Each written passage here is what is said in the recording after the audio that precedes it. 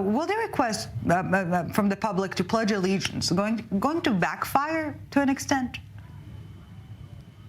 I think it fundamentally will backfire. I think myself and many others are actually very surprised to see this included, particularly given the fact that it's never been included in any kind of coronation ceremony before. I think it's fundamentally un-British in its nature. I think, in America, we're used to seeing school children, every day pledge allegiance to the flag. But I think, British patriotism tends to be much more sort of understated.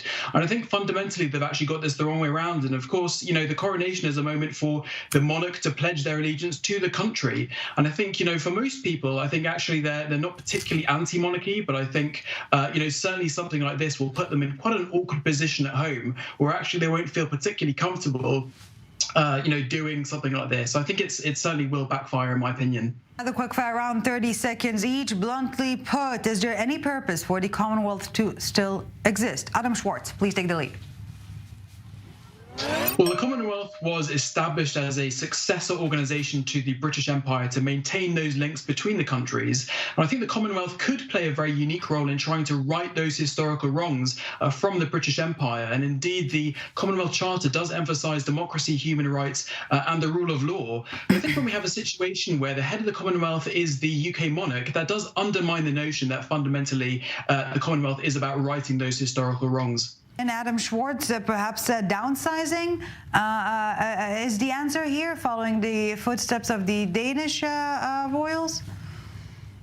I think it's absolutely right. I mean, I mentioned a little bit earlier, I think reform would be quite a good thing to do initially, or at least it's a minimum thing that should be done right now to deal with some of the issues. I think downsizing is one of the major things that could have a benefit for both sort of public purse, but also the royal family themselves. I think one of the issues of the wider royal family is that actually there isn't much of a role for people who are sort of on the periphery and who will never be king. So, for example, the king or queen's siblings, they're in quite an awkward position because they know they're never going to be the monarch, but they're also never able to have a kind of proper normal life. So I think if we had a much more slimmed down monarchy, when we perhaps was only limited to the people who would be directly next in line to the throne, that would certainly help with that issue. But I think there are other issues of reform as well, such as reducing the tax loopholes, which I think fundamentally can't be justified in a sort of modern society when you have increasing issues of inequalities of wealth.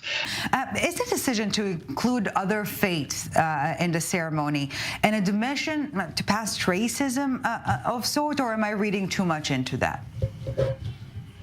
No, I think that's a very accurate observation. I think the reality is this is the first coronation in 70 years, and it's recognised that, times change, and with every coronation, naturally, you would hope that they would try to make the customs and traditions a little bit more contemporary. But I think it's also, reflective of the kind of changing nature of both Britain and the Commonwealth. I think, certainly compared to 1952, when we had the Queen's coronation, the fact is the UK and the Commonwealth as well, just far more sort of multicultural societies.